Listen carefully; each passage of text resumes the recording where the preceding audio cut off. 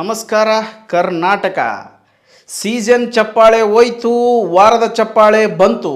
Low ಲೌಡೆ big boss ಇದು ಬೇಕಿತ್ತಾ ಎನ್ನುವಂತಹ ವಿಷಯದ ಬಗ್ಗೆ ನಿಮ್ಮ ಮುಂದೆ ಪ್ರಸ್ತುತಪಡಿಸಲಿಕ್ಕೆ ಬಂದಿದ್ದೇನೆ. ಯಾಕಪ್ಪ ಅಂತಂದರೆ ಕರ್ನಾಟಕದಲ್ಲಿ ನಡೆಯುತ್ತಿರುವಂತಹ ಬಿಗ್ ಬಾಸ್ ಸೀಸನ್ 12ರಲ್ಲಿ ಗಿಲ್ಲಿಯ ಹವಾ ಗಲ್ಲಿಯಲ್ಲೂ ಸೇರಿದೆ.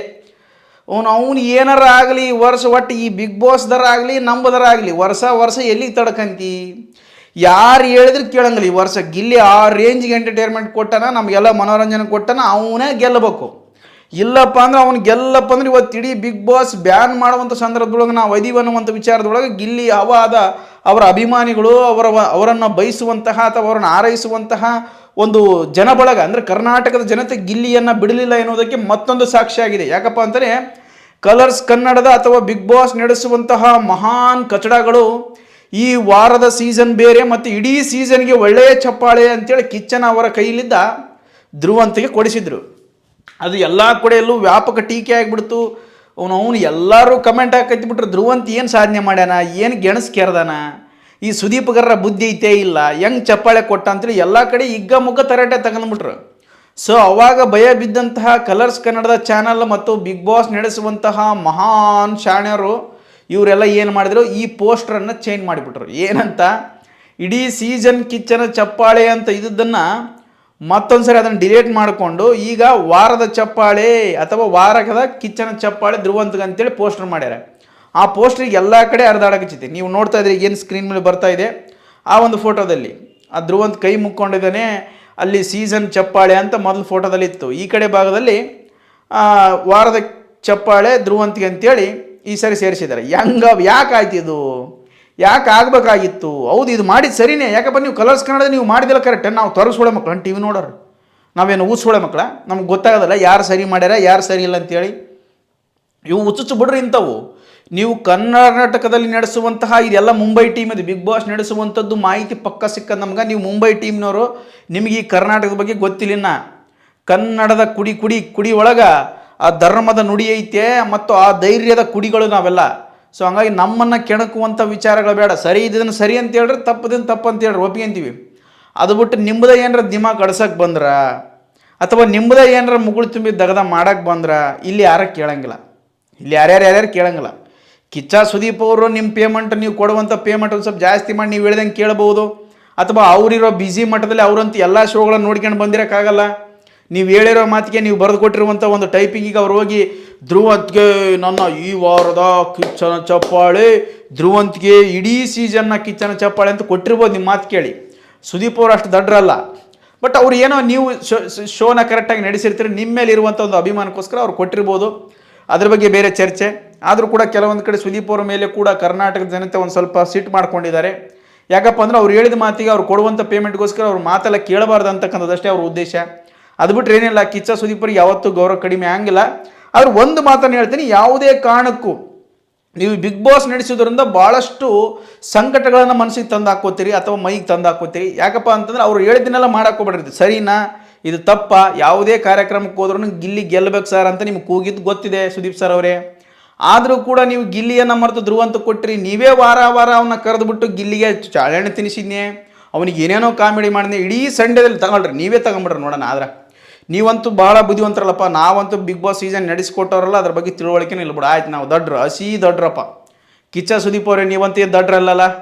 ಆಯ್ತು, ಇವಾಗ ನೀವೇ ವಿಚಾರ ಮಾಡಿರಿ.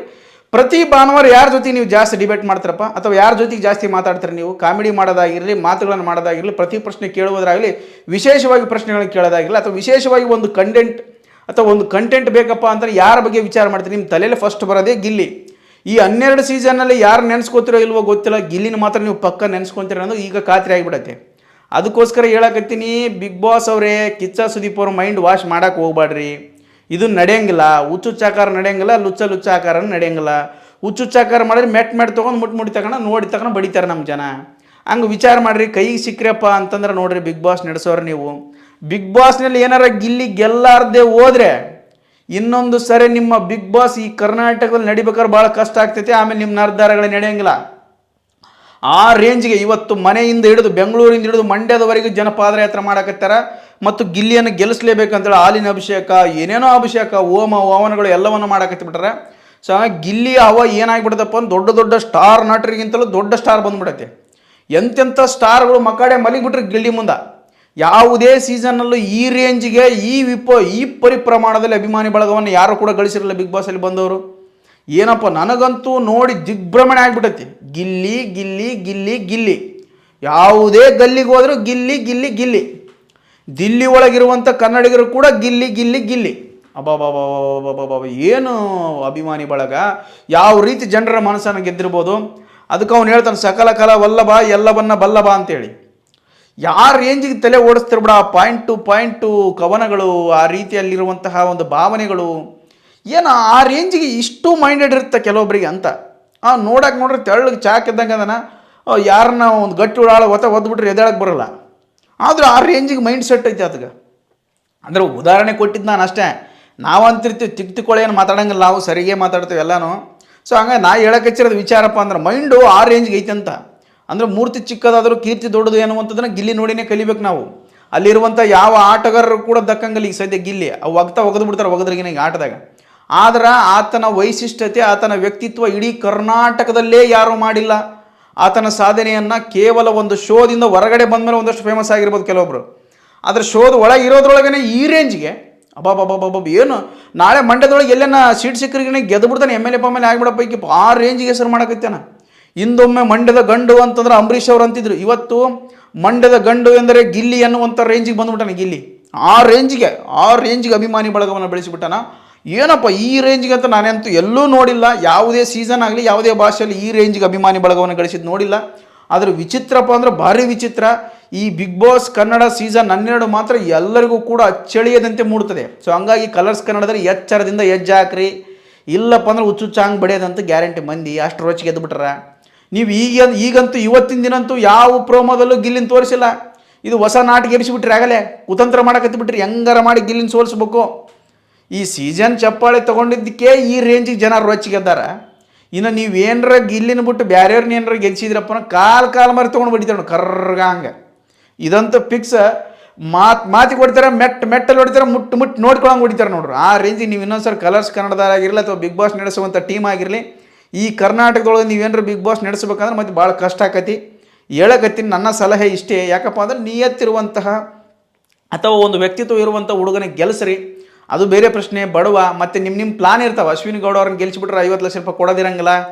ಆಕೆಗೆ ಏನು ಬೇಕಾಗಿಲ್ಲ, ಫೇಮಸ್ ಬೇಕು. ಆಕೆ ಮುಂದೆ ಎಲ್ಲಾರ ದೊಡ್ಡ ರಾಜಕಾರಣಿ ಆಗ್ಬೋದು. ಅಥವಾ ಧ್ರುವಂತನ ಗೆಲ್ಸಿರಿ ಇನ್ನೂ ಸ್ವಲ್ಪ TRP ಹೆಚ್ಚಾಗ್ಬಿಡ್ತಾನೆ. ಮತ್ತು ಬೈದು TRP ಜಾಸ್ತಿ ಆಗುತ್ತೆ. ಮುಂದೆ ಸರಿ ಈ ರೀತಿ ಮೋಸ ಮಾಡಿದ್ರೆ ಏನಾರು ರುಚಿಗೆ ನೋಡ್ತಾರೆ ಜನ, ತಿಳ್ಕೊಳಕ್ಕೆ ಹೋಗ್ಬೇಡ್ರಿ ನೀವು.